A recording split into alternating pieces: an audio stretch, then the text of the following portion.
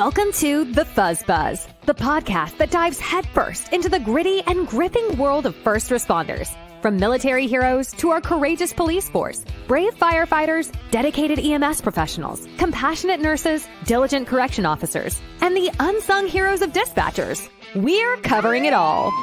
Get ready for a no-nonsense, no-holds-barred conversation with your hosts, bringing over 45 years of combined experience from the heart of a bustling city. Retired Police Lieutenant Jessica Taylor and her co-host, the one and only retired Motors Officer, Mike Gonzalez. These two are fearless in tackling any subject, and we mean any. From street smarts to office politics, they'll keep you on your toes, juggling your professional and personal life like a pro. Now, let's be clear, folks. There's no BS here. Jessica and Mike aren't just your average cops turned podcasters. They're sharp, witty, and edgy, with opinions that are all their own, and they certainly don't represent anyone else or their organizations. So, fasten your seatbelts, because the Fuzz Buzz is here to give you the unfiltered truth about life behind the badge and beyond. Are you ready? Hi, let's go for 148 North St. Andrews. Follow her, not safe. Then let's roll.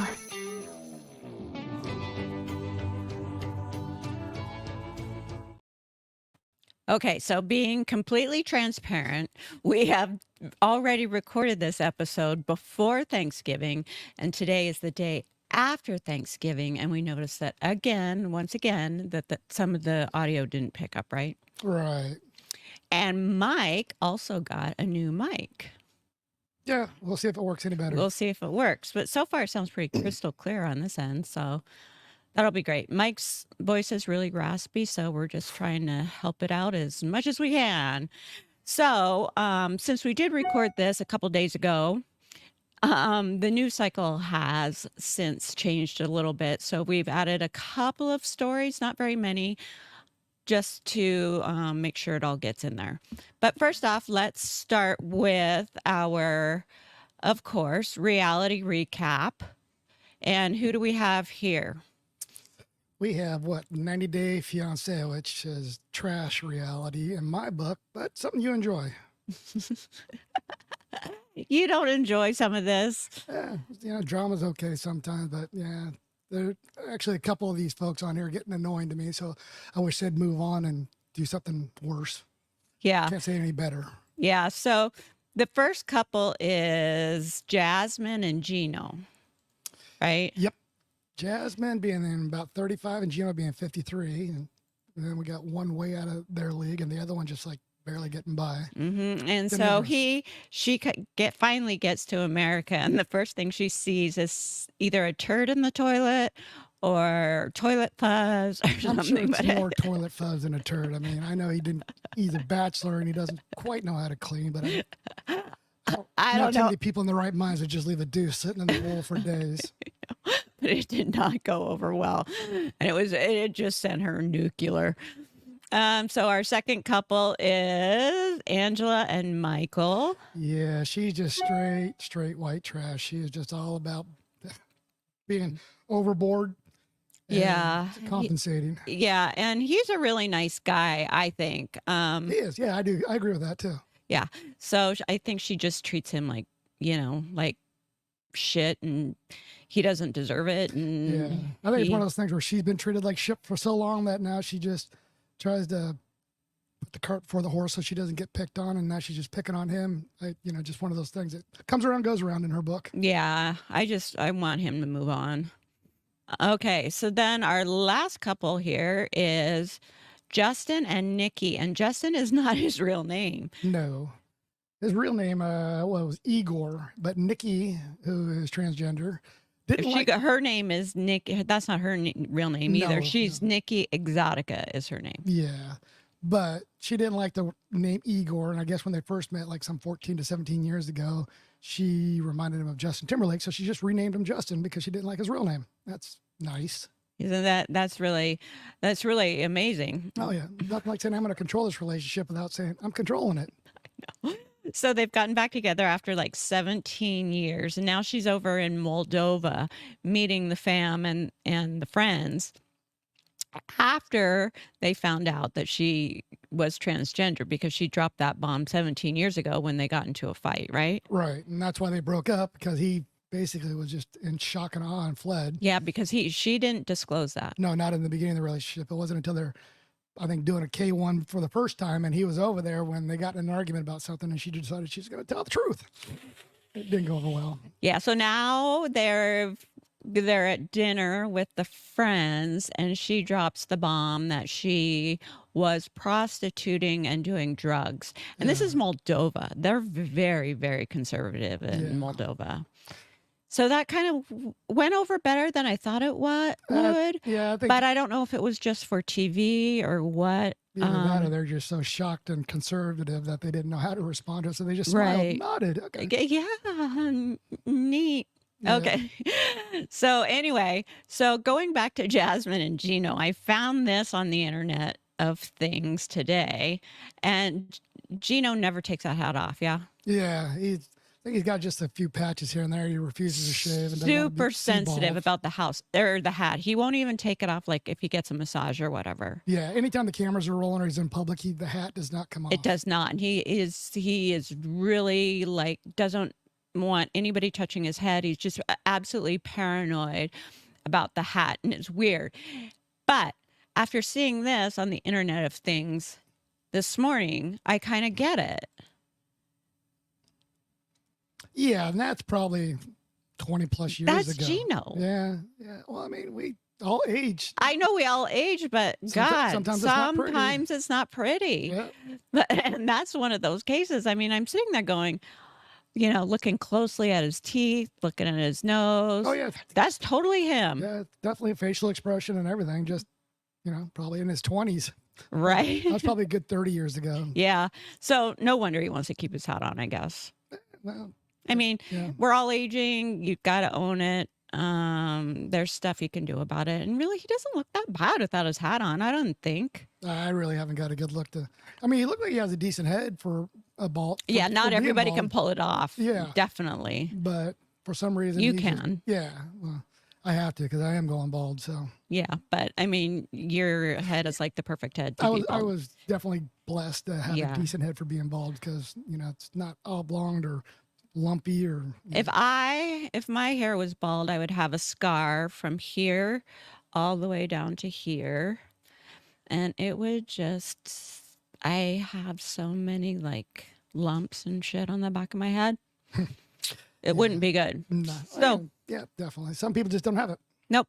Okay, so moving on, we've got top news stories that we've uncovered this week. And the first one being the Vigilant Fox. And these are the 10 stories that they choose to not tell you this week. Well, it's not that they don't tell you; they just bury it. This media buries it so far down that you can't find it unless you're really scrolling for it. Right. And you guys can't see this because it's on Twitter and it's small, so I'll read it. Number 10 from the Vigilant Fox from the week of 11/9/23. Number 10, pilot warns of airline industry disaster due to COVID-19 vaccines. We know that's happening. We know the pilots are not doing well. That, and they can't retain them, and they can't hire them fast enough. So you're going to really see a crisis coming up pretty soon. Yeah. Yep, exactly. Number 9, Senator Ron Johnson presents the most censored chart in congressional history. I don't know exactly what that was, but he's been very involved in the COVID-19 issues and the fallout from all of that. So I imagine that that's probably what it is. Number 8, because most of these stories revolve around COVID-19. So I think that was something that was going on last week in Congress. So number 8, Yale study reveals the most common chronic symptoms after the COVID-19 vaccine. Well, that is a no-brainer. It's nervous system issues, POTS, myocarditis, skin issues, and the list goes on and on and on. Tons of them. Okay, number 7, bad news strikes a double vaccinated with alarming health risk revelation. They're finding that the more vaccinated that you get, the more sick you are getting. Number 6, video footage shows the alleged cash for vote scheme in broad daylight. So, okay, so these are some big hot ticket items, one being COVID-19, and the second being the election. And this is why they are covering it up with all this other stuff. Would you agree with that? Yeah. Yeah. Well, like I said, they don't let a good crisis go to waste. So Never let a good crisis go to waste. something's going to rock their boat, or the truth is going to come out. Next thing you know, we have a crisis somewhere that the news in conjunction focuses on it exclusively. So Yeah.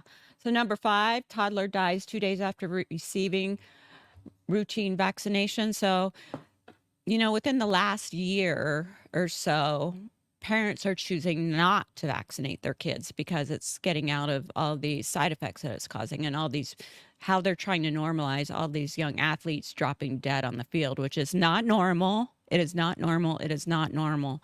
And so parents have quit vaccinating their kids, and mysteriously Sid seems to be dropping off. So that was interesting. Number 4, soccer players are still collapsing and dying 3 years after the vaccine rollout. Shocker. And it's not just soccer players. It's football players. It's basketball players. It's just, let's be honest, hockey players. People of the age that shouldn't be keeling over and dying. And they're very much trying to normalize it and desensitize you. Don't fall for it. Number 3, attorney accuses the CIA and DOD, Department of Defense, of being deeply involved with COVID-19. I firmly believe that to be true. I am of the firm belief that this was a bioweapon. Number 2, never before seen footage upends J6 committee's insurrection narrative. Yeah. Well, big time. Yeah. I mean, it wasn't a takeover like they were trying to. Not even close. It looked bad outside because there's so many people congregated in one area and then trying to funnel into the. It was a Fedsurrection. Yeah. Number 1 on this list is OBGYN drops alarming miscarriage data before Congress. She says, I've never seen this before. So infertility rates are on the rise big time. Do you know anything about that?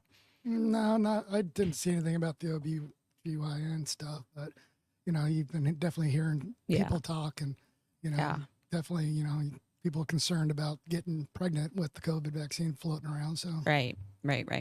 Okay, so next up is Seattle is taking on spot shotter. They finally got that passed.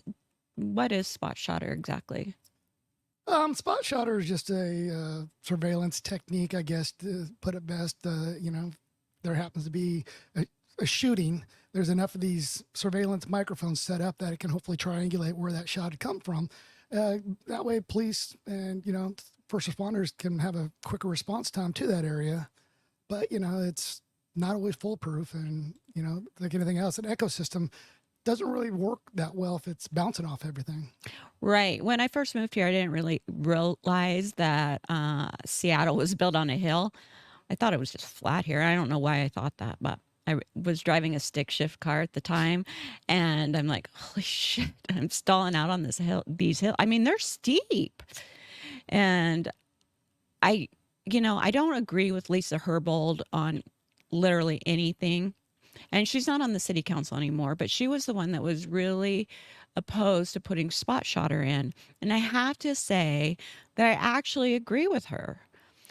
Spot shotter went through peer review, and it had come back that it gives this gross amount of false positives. Yeah.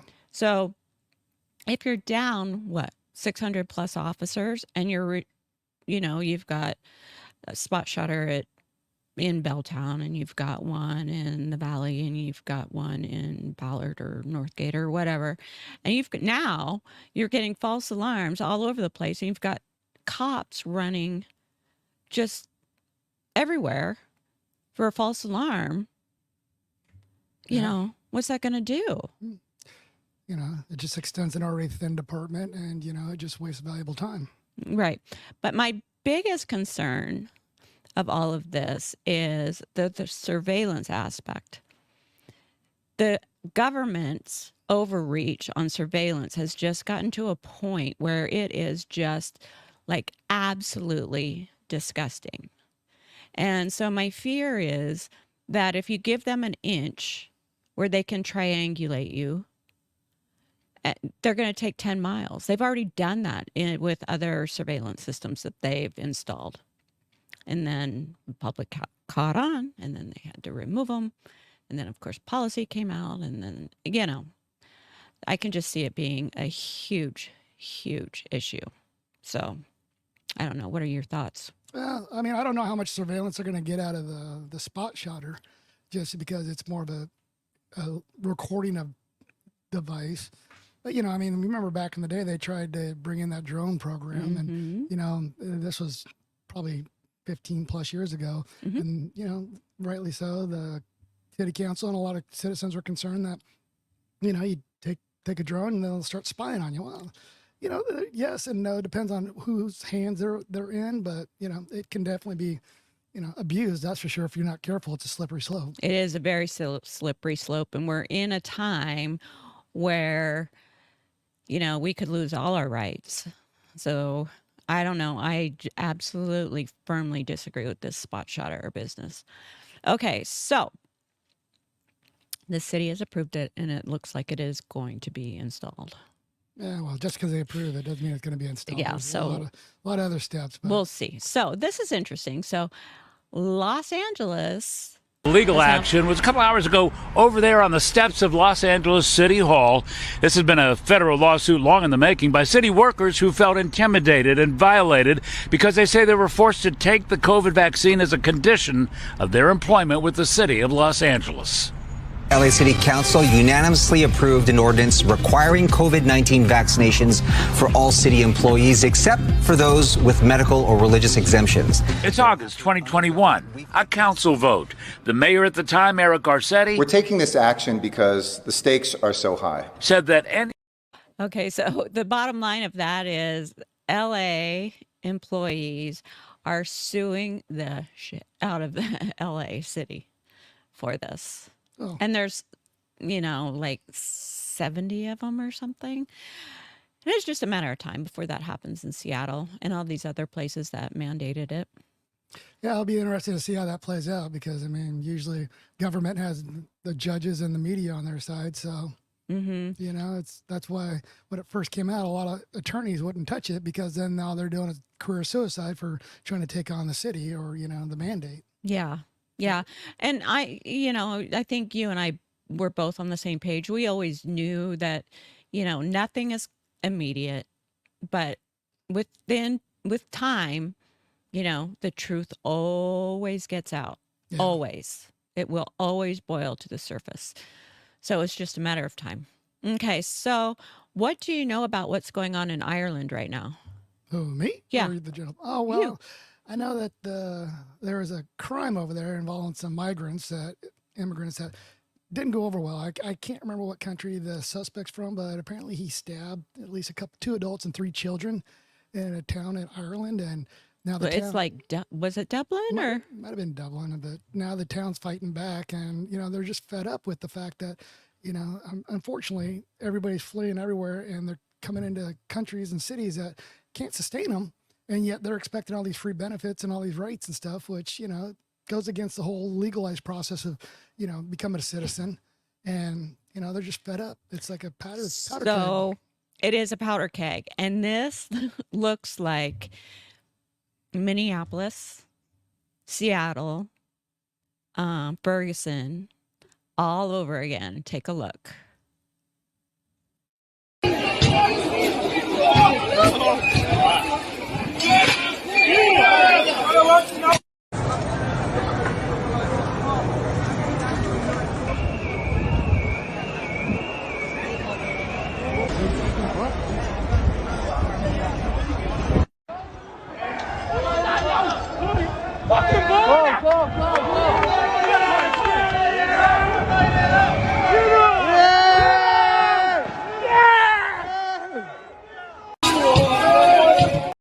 City's down, it's all being a powder keg because like I'm a firm believer, I'm a patriot that you do the right things, good things are going to come back to you. Well, we're all sitting back doing the good, right thing, and all these people that are doing the wrong things are the ones getting rewarded. And Dublin is just, I'm guessing they just were fed up with it. Unless this is some kind of Antifa that migrated over there and they're just playing off the emotions. And I doubt that, but. You know, anything is possible at this point. And this was interesting. I consider myself a critical thinker, and I don't like to, I like to look at all incidents from the perspective of looking past the surface, I guess. Well, you just don't want to take the headline and just. I don't take the headline and run. I look at what makes sense. And this lady in this video does exactly what we were talking about the other day. We have a critical thinker. Does anybody find it funny that these people have organized so quickly and so well across America in multiple states with foreign flags, which you can't pick up at Walmart or Target in the United States, mind you. We don't sell those flags anywhere that you could just go to the store and pick up. So, you know, I'm really wondering how it is that all these new flags are being flown on U.S. soil when you would probably have to order something like that from another country, right? I mean, even if I got on Amazon, it takes 2 days. They were doing this the next morning after the first battle a couple weeks ago. So that has to tell you that this was completely organized, that the cell phones that our government handed out to these immigrants that are coming illegally got a call. They were seriously handed out these flags, let's be honest. There is no way all these people acquired all those foreign flags on American soil overnight. Not happening. Sorry, not. Y'all need to wake up. We're under attack. Yeah. I mean, in honesty, she's honestly, talking about, what are your thoughts? She's talking about the Palestinian protests, the pro-Hamas protests, and all the flags being flown from that. And she's basically saying that how can these hundreds, if not thousands of flags already be readily available the day after when Hamas attacked Israel? And then there's a counterattack, right? So she's got a point. I mean, you can't go into any local store and just buy another country's flag by the thousands. So my thought is leaving Israel and the Palestinians out of it completely. Never let a good crisis go to waste. That is their theme. Yeah. And it doesn't matter what it is, right? So here they have this issue, the Palestinian and the Israeli issue, and they're using that. It's the same tactics, the same playbook to, collapse a country. Yeah. I mean, because you can also look at it from the standpoint of how is there 100,000 plus Palestinians that are legally here or illegally here that can organize that quickly across the country? It's like I said, it's the playbook. It's like Antifa. It's a playbook. It's just different. They just clothes. changed the title. And then it's definitely my personal opinion. People that just hate the U.S. and want to see it collapse and destroyed. Absolutely. So here we have L.A. currently. More cops are going to that protest. We got 3 floor cars coming to you.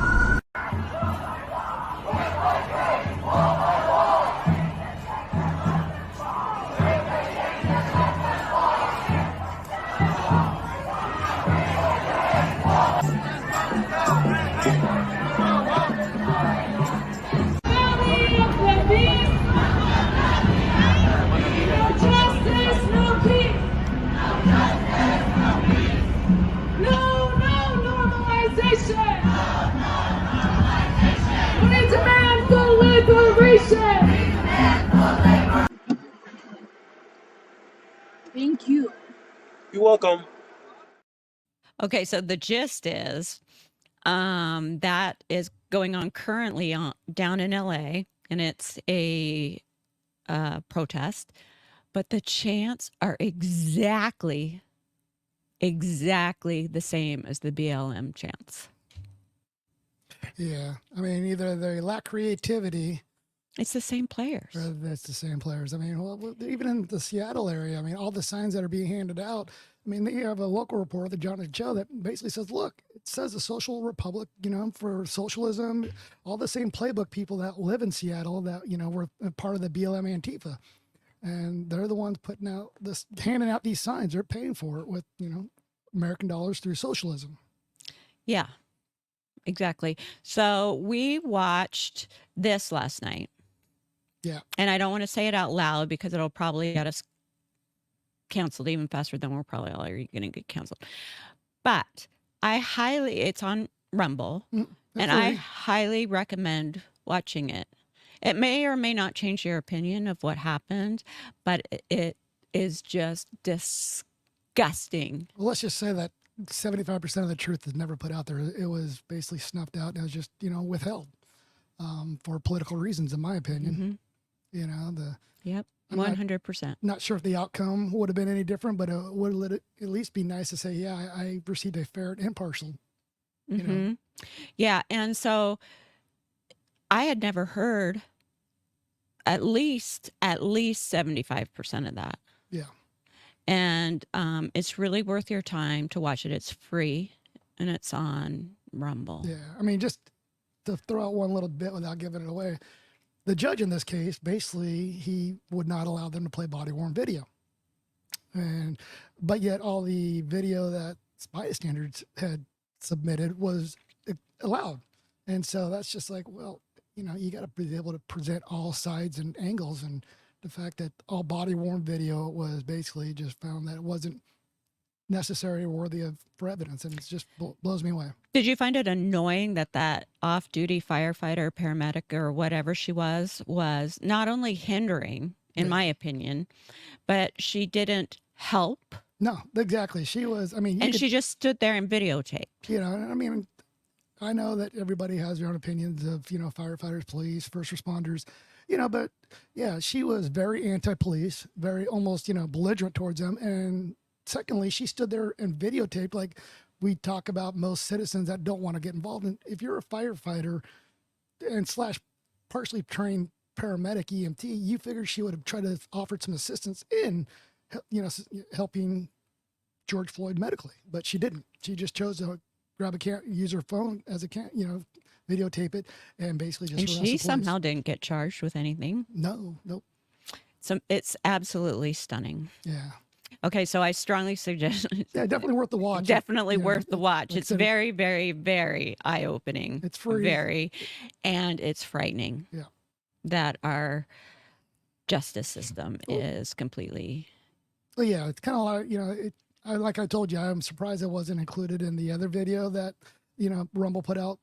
Police state, because it follows that narrative until you start looking at everything that they're suppressing, and you kind of connect the dots and you see how it just kind of works systemically. It's like, holy shit. And that's kind of the point of this podcast, is helping you connect the dots of just looking at things a little bit differently and what could be possibly going on that you're just not picking up on. Well, not just picking up on, also being like, you read those top 10 stories that are being suppressed by mainstream media. Same thing with this. Is like, there was so much behind the scenes that was available, but it was suppressed. As far as the autopsy report goes, as far as the body worn video goes, as far as eyewitness accounts toxicology, it was all suppressed for a narrative, in my opinion. And once you see it all the way instead of what the media wants you to see, you're like, oh, okay, yeah, I get that. But somebody took the time, this investigative reporter took the time to put it all together. And when you put it all together, it shines a different light completely. Well, didn't Julian say that if the truth got out, 99% of DC would fall? Yeah. And that's how bad it is right now. It is so bad that you just can't even comprehend it. And that's the thing we talk about. We want you to be a critical thinker. We want you to look just beyond the surface. We're not saying you got to fall in line with the way we think, but we're just saying don't. And you and I don't even think the same, but Most things we do, but not everything. But, Not you know, everything. you get these folks that just read the headlines and that's all they believe. Yeah. You know, and a headline can skew the whole story. And let's be honest, even the story is going to be skewed. But if you get it from a different perspective, instead, you know, you go from a left leaning to a right leaning, you try to find the common ground in the middle. And that's where the truth lies. That is where the truth lies, right smack in the middle. You know, so I'm not trying to convince anybody or change anybody's mind. I'm just saying, think for yourself. Yeah, think for yourself. And that's how we ended up here, because we thought for ourselves and we're like, screw you and you're shot. Yeah. Yeah. So, okay, let's move on to some video review. So the first one we're going to go over is this Columbus police investigation. And this is the one that we had trouble with audio the other day. So let's hope that it works. And this is just disgusting and embarrassing. I'm sorry. Columbus Police Chief Elaine Bryant says the officers in this situation lacked empathy and are not a reflection of the Columbus Police Department. Tonight, though, we are getting our first chance to hear and see the moments that led up to this exchange. Just before 7 p.m. on September 14th, Columbus police dispatchers received a call from a concerned father after going on his 11-year-old daughter's cell phone. I found some text messages on there from somebody that I know to be, it's a grown man. And I do believe it's somebody that he's already got her to send him inappropriate pictures of her. And I didn't know if, you know, we could send somebody out here, maybe they could look at the phone, maybe he could get caught. I don't know, they could do something about it. Okay, hold on. He sent her photos or she sent him photos? Oh, both. 2 Columbus police officers responded to that home more than 4 hours later. Shortly after, the man who called answered the door. This is the interaction that has now gone viral. It was sent to us by Columbus police, who have redacted the video of the conversation, but left the audio in place. I just feel bad now. It's very costly, obviously. Well, it still happened though, right? Yeah, I just, the whole point, I just wanted to go through over, talk to her. And yeah, I saw her realize what this was. I mean, reality, how much you guys can do about it. I mean, she could probably get charged with child porn. Ooh, she can? She's creating it, right? Doesn't matter. She's still making porn. No, she's not. She's being nippy with it by grow ass and doll. Is she taking pictures though? Yes, I don't like seeing it. She's back. Not serious. As those 2 officers walk away, one makes a comment. She's taking pictures of herself naked. She's creating child porn. Is that wrong? Nope. I spoke with Columbus Police Chief Elaine Bryant today on camera for the first time since the incident. Every victim of crime deserves to be treated with dignity, compassion, and decency. Okay, let's stop it there. So, first of all, it completely bugs me that they pixelate out the officers' pictures. I think what they did, no, they pixelated out the father. Oh. Because, you know, you're looking at it from their perspective. So the cameras are pointing at the father. Oh, okay. And then once they walked away, you could see they went back to, you know, the video of the cops walking away came back into light. Because I thought the viral video was his Ring. Yeah, it's his Ring camera showing them, the officers unpixelated. But I think the Columbus Police Department was trying to just protect his anonymity for this whole thing by pixelating him out, but leaving the audio on. Mm-hmm. What are your thoughts? Yeah, it's A, 100% wrong. B, lack of any empathy at all. And C, just no common sense. I mean, she's 11. She's being manipulated by somebody grooming her. She isn't capable of 11 is incapable of committing a crime. Right. And she's saying that the officer said she could be charged with sending porn across, you know, ridiculous. Know your job. And you can probably speak on this side better than I can. What could ICAC, Internet Crimes Against Children, do with the limited information that they have as far as just a phone? And, you know, you're talking about GPS coordinates and, you know, timestamps and stuff from her phone, from the picture sent to and from a mail. They could find out who that is very easily. Yeah. Mm-hmm. And I am just absolutely disgusted at the response by this officer. Both, actually, because the male officer, who was clearly not the primary officer, has a duty to go, whoa, what are you even talking about? No. And then if you caught the end there, he agreed with her that it was. She was sending porn. He agreed with her. I just don't even know what to even say, but except for that, I do know that she's been pulled from the street. She's probably been promoted because that's the way it works. Yeah. But it's just, ugh. But imagine, I mean, parents with kids, people with kids, and that's the response you got from the police. You know? No, I can't even imagine.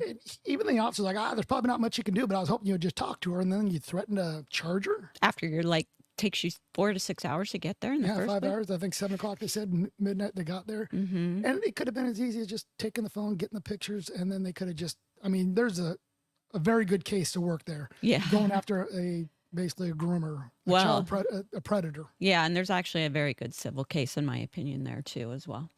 Okay, so moving on, we have the Richland County Sheriff's Office, where we decided this was in South Carolina. South Carolina.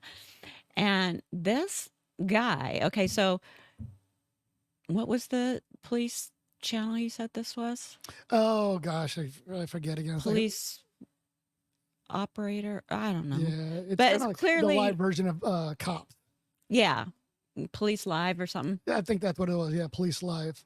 So this guy obviously has a cameraman running around. And how much would you say all our gear weighs? 20 to 25 pounds easy. So this guy, the cop, is chasing. First, he's in a vehicle pursuit. I'm trying to set this call up for you. Is in a vehicle pursuit, bails out of the car, is in a foot pursuit. Cameraman's running with him.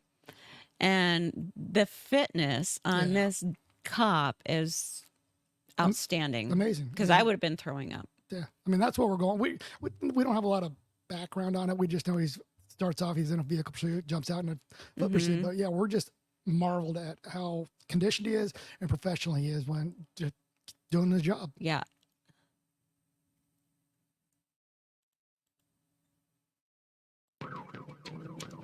Nine 913-10 inbound Monticello, it's a Dodge Caravan.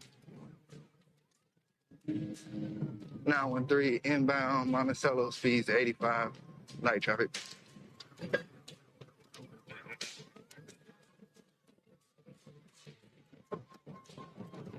Monticello coming up on Main Street.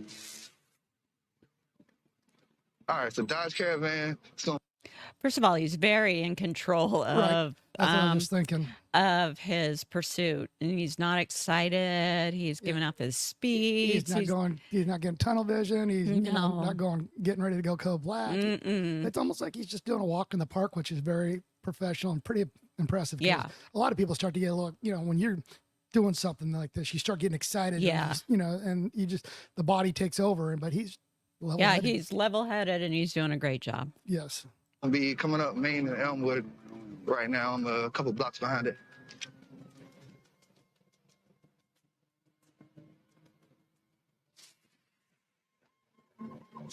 Stuck in traffic. All right, Robert might jump out on foot. Wife be there in great shorts. Here we go. Yeah. The pursuit is on. And he's wearing a wife beater, so he's a criminal. There's the van. Probably stacked it up. A little collision. Look at him go. That's cameraman trying to keep up. And granted, the cameraman's got an awkward camera going on, but look at this guy. Yeah, he's just dusting him. Unfortunately, now the cameraman's breathing heavy. Which I would be too. Oh, I'd be throwing up. I'm gonna tase you. Stop. I'm gonna tase you. Come here. Get on the ground. Get on the ground. Get on the ground. Give me that. So he gets him on the ground, gets him in cuffs, and he does it all by himself. Right. And he's not breathing hard, doesn't break a sweat, and he's a professional to the very end. Yeah. Very impressive. Yeah, it was Kudos to him. Agreed.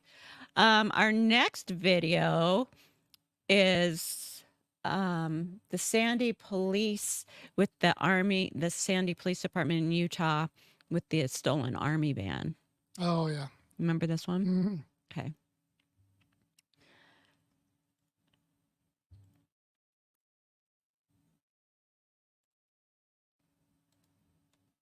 Oh, before you go ahead and pause it real quick, just to give you a little bit of context, this is like a 16-year-old that stole a Army recruiter's van. It's got government plates on it, and suspiciously driving around a neighborhood, and a concerned citizen called in because the 16-year-old, who doesn't look like he works for the government, has stopped to ask for gas. And so then the police are dispatched because it is a stolen vehicle. But we do know it's somebody of a younger age, a teenager, who's driving it. 911. What's your emergency? Yeah, hi, my name's I just had somebody steal my government vehicle. This is a recruiter. So I'm on 9400 South in Sandy. I'm actually currently behind him. Okay. Right where, now. Where are you at? 9400 South and where? And I'm over by the MacU Expo Center. Hi. We just had a suspicious vehicle that I noticed driving through our neighborhood twice. And then this time he pulled up and stopped. And it says like U.S. government, but the kid in it is like 16, maybe 17 at the most. Anyway, so this time he stopped in front of my house and had his window down. So I said, like, oh, can I help you with something? And he said, do you have any gas I could have?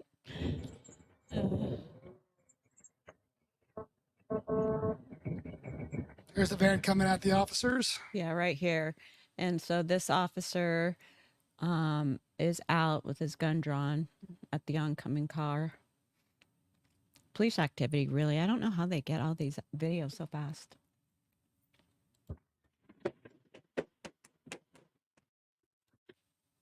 Okay, so probably like 8 rounds fired. About that, yeah. Shot fired! Shot fired!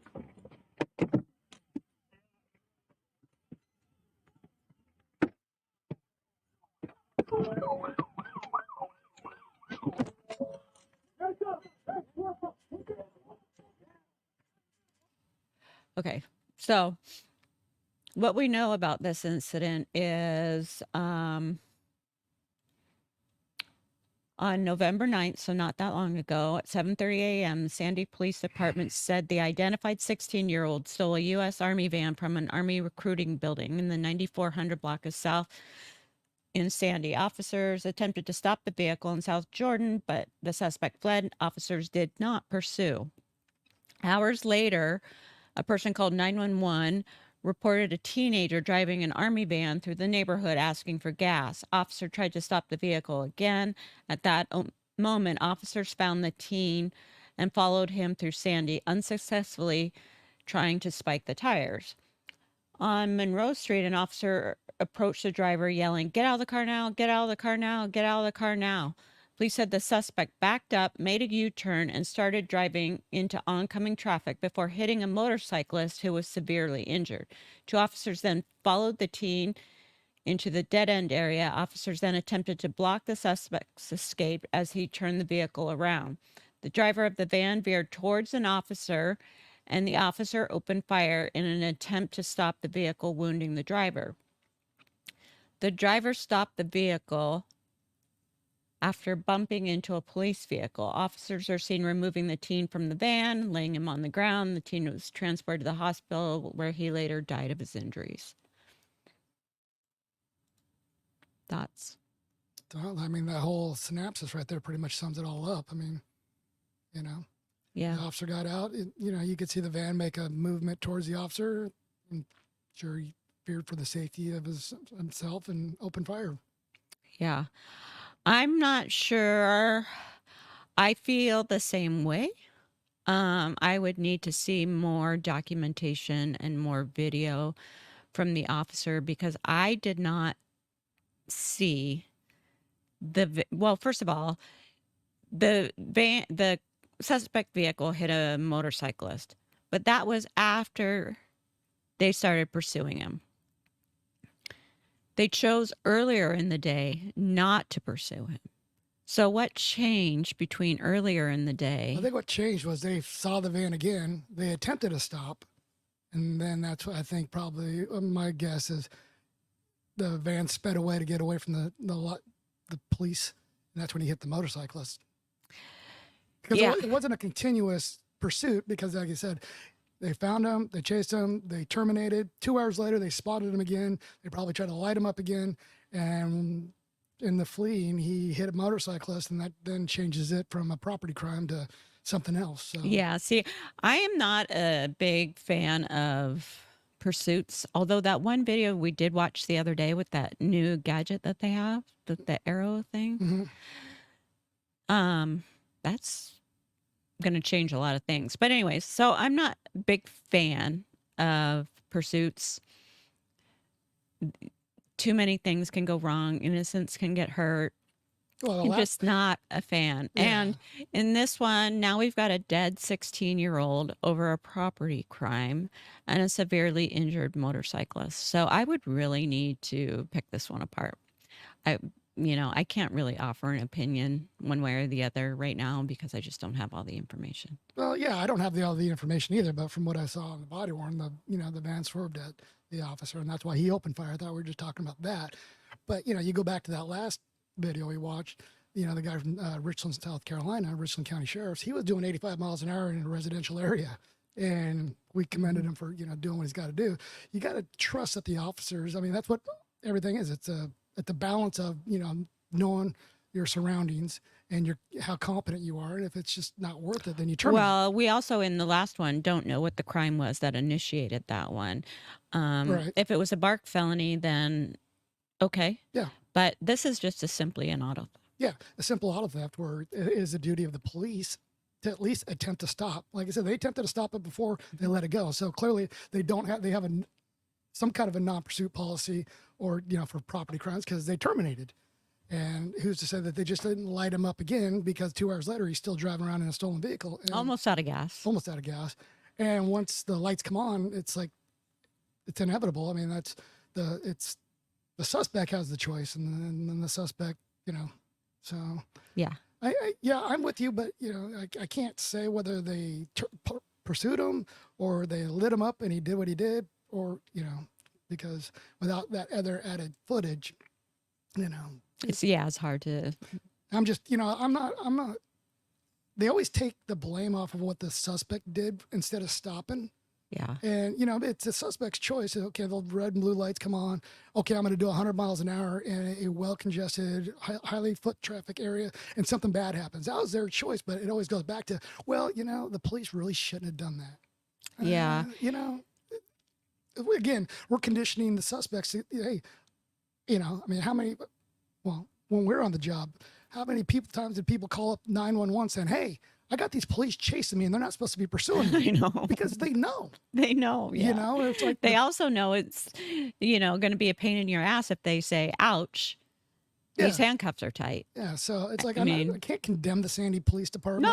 No. But, at the same time, it's, if they terminated pursuit once, they'd do it again if the situation was that dangerous. And the dude was almost out of gas.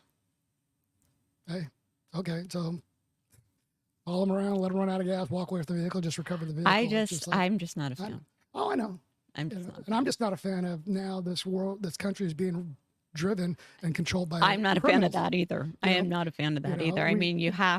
You definitely have to weigh. We talk about Seattle. The balances. We're from Seattle. And what they say, crimes of necessity will not be prosecuted in the city limits. And they deemed all property crimes, whether it's a stolen car, whether it's a stolen lawnmower, a crime of necessity because they're stealing so they can make money to eat. Bullshit. But now that's all they use. And so there's, you catch somebody in a stolen car, they know, they pull over, they identify them, they walk away. They don't do any jail time. And then in the end, they're not going to get prosecuted. So, yeah, it's not fair. Because we did just review the last one and we called it a good one because it's outcome based, right? Yes. And everything went fine. Well, this one didn't come out fine. Somebody died. Yeah. And it's very sad. I don't know what the pursuit policy is in South Carolina versus the pursuit policy in Sandy, Utah. But you've just got to, I guess, myself, I'm not a fan of them, but just know that it's a possibility. Yeah. Well, it's a possibility anytime you flip on your red and blues. Yeah. Because even in Seattle, you flip them on, you give it a block or two, you turn them off. The suspect doesn't automatically just stop and go back to driving 35 miles an hour, obeying all the streets, all the, the traffic laws. They continue. Yeah. No. And we've still gotten cities, county sheriffs, municipals, they're still getting sued for millions of dollars for doing their job. Light them up, they flee, they turn it off, they make a right-hand turn at the next street, but the suspect keeps going. And I can completely understand how pissed off everybody is, with all the shit that's going down and all the crime and the cops aren't pursuing. But I can also see it from the other side too. Not everybody is an EVOC driver and can handle a high-speed chase like that. And innocent people are getting hurt and killed. Yeah, but when we first came on, we were allowed to pursue till the wheels fell off, right? Right. But it came down to the responsibility of A, the officer driving, whether it's worth it or if it's too dangerous, and B, a supervisor listening, saying to terminate it if it sounds like it's getting too hectic. So, even in those circumstances, you have some people that go code black and they just can't do it. And I get that. And that's where the supervisor steps in. But at the same time, it's like, you think that you're hiring folks with good common sense, but so it's kind of, I see it both ways. Some people can do it. Some can, I see it both ways too. But right now the criminals know that they can just, don't even want $30 shoplift. They're driving 100 miles an hour, even though they're not going to go to jail and they know it. And then, so it's. Yeah. It's just a shit situation. Yeah. Shit sandwich, no matter how you look at it. Okay, this one is that one at the Starbucks. Remember? Let me read it to you. It says, on October 24th, Michael Prody forced his way into a woman's home in the Villages and stole her purse, cell phone, and car from the garage. Later that same day, he was found driving the stolen car in Okalala. Sergeant Buetti initiated a traffic stop, but Pouty fled from the police after a few moments of the vehicle pursuit. He crashed into several vehicles at the intersection, and after the crash, he fled the scene, in which multiple people were injured. As he was running away, he encountered a citizen who was able to grab a hold of him. Although he broke free, he was slowed down by a citizen. He then attempted to carjack a woman while she was at the drive-through at the Starbucks. Another citizen intervened. Pouty ran off again, followed closely by the citizen. The citizen apprehended Pouty behind Starbucks for a few moments until police were able to secure him in handcuffs. He is currently in the Marion County Jail facing multiple charges from this agency. So this is another one of those incidents where the citizens are starting to get involved. I think they know that the moral decay of our country is just, through the ceiling, and that the police just can't do it alone anymore. And so people are just really stepping up to help. On 7th Street, I got him in visual. He turned northbound by the thrift store. But do you hear the difference in her voice versus the guy, the really athletic guy? I mean, the one from Richland, South Carolina? Yeah. Yeah, you can definitely hear the difference in the voice, the difference in knowing where you're at and exactly, giving out very specific, turn by turns. Yeah. I don't see a thrift store here, but she said it went by. He is southbound on 441. He's now, he just crashed at 40 and Pine. 40 and Pine, signal 4. Did you bail him? 10-4 to white male bailing. White male, brown shirt. He's in the Jimmy John's parking lot. He's now at Starbucks. Right there. He's taking that car. He's taking the car.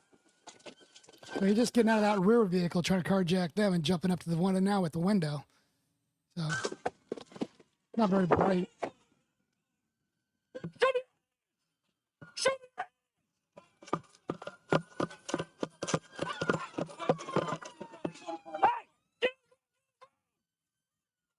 Let him go. Back up. Get on the ground. So they basically take him into custody, and that's that. But I guess my point is just that, it's so refreshing to see all these citizens starting to get involved. Well, it's because like we were talking on the last one, it's like police in general already have one hand tied behind their back because they have to operate by a set of rules where suspects don't. Right. And then now you take in the consideration that the court system is now basically tying two hands behind their backs because there's no punishment. There's no there's nothing for the crimes that they commit. There's no repercussions. So now they're just free to commit as many crimes as they want. And folks are getting fed up. Yeah, people are pissed. They're done. You know, and you also have to look at the fact that you can't rely on a depleted police department across the nation to be there the moment something goes wrong. You have to have that mindset of if something does go wrong, what am I going to do? What am I going to do? Yeah. It's like, are you prepared for somebody to break, what are you going to do if somebody breaks into your house? Because I can guarantee you, there are not enough police officers out there to be there in 30 seconds. Oh, yeah. I mean, there's not a cop at every corner waiting for that crime to happen in your neighborhood. Because they're chasing spot shotter all over the place. So moving on, we have head scratchers and what the actual fuck. Okay, so here, this guy set the stage, Mike. This guy is in the military, and I didn't know if this was real or not. And you say that it is because you were military and you recognize the insignia and everything. So let's just play this out because I think it's really important. These people are our heroes. They go to defend our country. And you're putting them, out there in these just horrific situations. And then you royally fuck them when they get home. It's just disgusting. It's disgusting.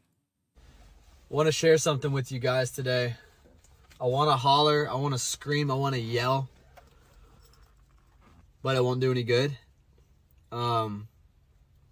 Today is gear turn-in day for me. I turn in all the gear that I've collected over the last 4 years of being active duty with the Army, with the 82nd Airborne Division. 2 years ago, my unit deployed to Afghanistan for the Afghanistan withdrawal. We spent a few weeks over there. It was hectic, it was chaotic, it was disgusting, and it made me very disappointed in our government. Today, I'm reminded of how disappointed I am in our government. Go to turn in my gear. They want to charge me $500 to $1,000 for gear that I was ordered to leave in Afghanistan 2 years ago. Because as the last two birds were sitting on the tarmac, ready to leave, there wasn't any room for extra gear or extra weight. Therefore, we were told to leave it. Some lower enlisted dudes, including myself, were like, no, this stuff is expensive. I'm not leaving this. I'm going to get charged for this when it comes time to leave. Don't worry. We're going to catch you on the back end. We'll flipple it. No. It's time to get out of the Army, and they want to charge you for that. Meanwhile, we can continue to give millions of dollars to the Taliban. We can give billions of dollars to Ukraine. We can give billions of dollars to student debt relief. We can give a bunch of stupid stimulus checks. We can cut those to the American people. But we can't cover $500 to $1,000 for a dude that left gear in Afghanistan. For a dude that left gear in a place that you put me to begin with. The government is so stinking backwards right now, man. This administration's last priority is the American people. And inside of the American people, their last priority is their soldiers, their Marines, their airmen, their Navy. It's so messed up, man. I thought today was going to be bittersweet getting out. But I'm just so happy to separate. I'm very, very excited to stop serving my government and just getting started serving my country. It's sad. Today is November 20th. This is the amount they want to hit me with leaving service, $3,561. I'm not asking for help, but if you wanted to help, I would greatly appreciate it.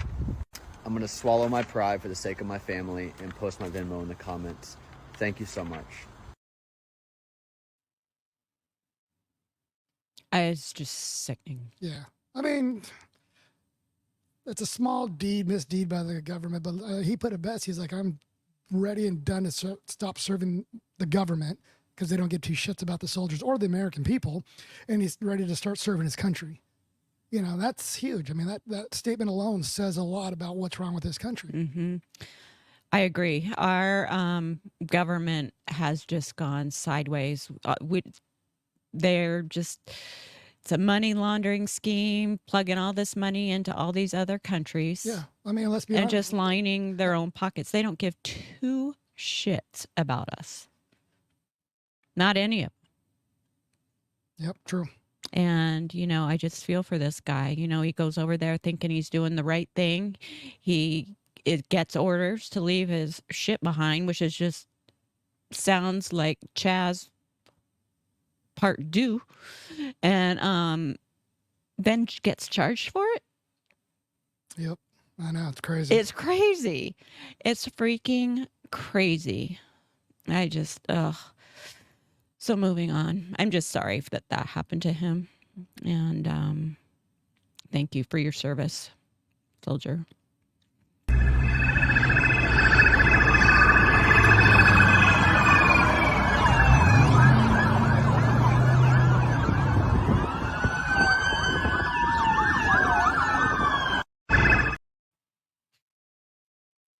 Yeah, it looks like a little bit of overkill, but hey. So this entire police force is pursuing this car over a road rage incident. I mean, I don't know. There could be more to it, like shots were fired or something like that. I don't know. That's what they said. This suspect fired a shot at somebody else in road rage. Yeah. And I mean, I don't know if it's the whole department, but that's a shit ton. That's a lot. Yeah. So I just had to throw that one in there. Imagine working here.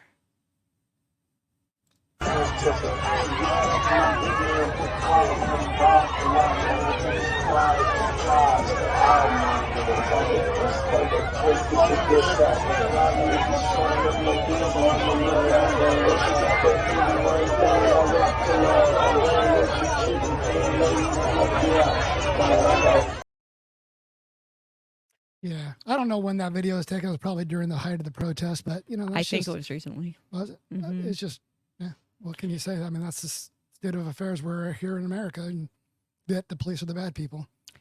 I just don't even know what to say to that. It's so disrespectful, and it's just, who are your parents that taught you that that's okay? Oh, gross. Okay, so it's time to lighten the load. Okay, so Mike, what did I do yesterday? Was it yesterday? No, it was a couple days ago. It was a TikTok challenge. Yeah. You thought was real.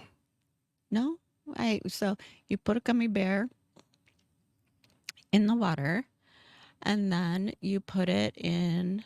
You dump a bunch of salt. Yeah, you dump a bunch of salt in it, and then you put it in the fridge, and it doesn't say how long you put it in the fridge for, and you just let it sit and wait. Mm-hmm. Yeah, and then the gummy bear gets really big. So we'll get back to that story in just a second. But this is Nathan.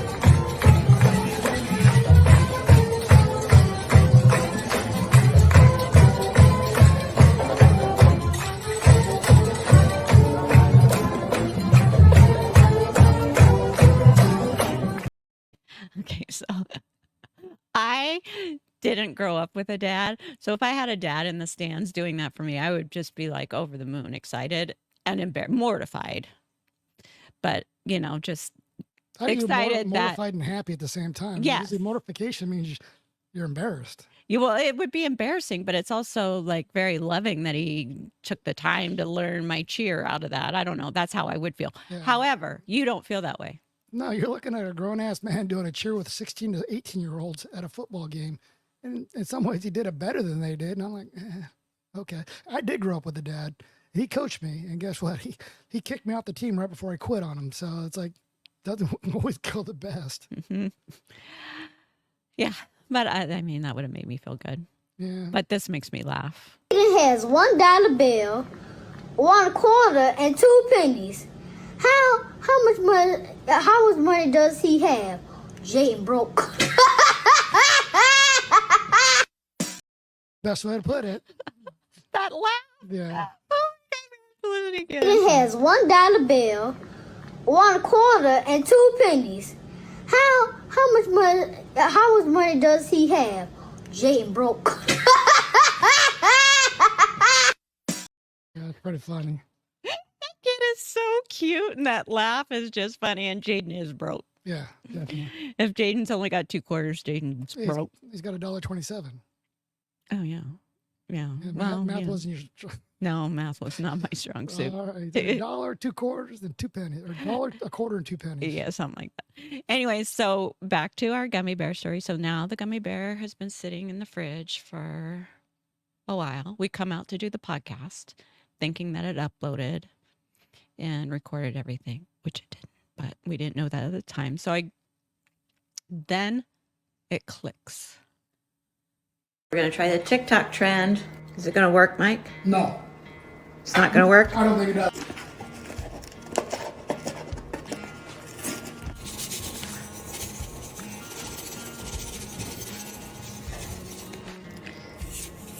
Give it some more. I don't know how much you're supposed to put in.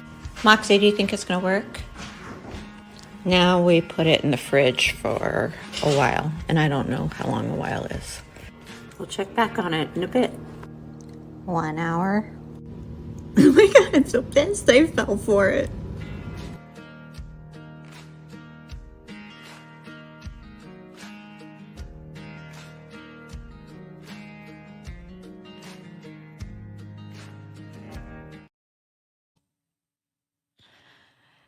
Yeah, I don't think you picked up on that last conversation because when that video was playing, I think our mics are muted. But there is a TikTok video that I followed with that guy that's in the last part of it, and yeah, I just fell for it, hook, line, and sinker.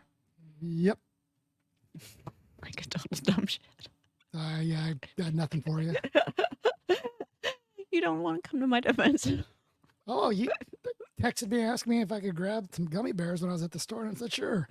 And no, I'm not coming to your offense because I told you it wasn't going to work. Yeah, it was pretty funny, though.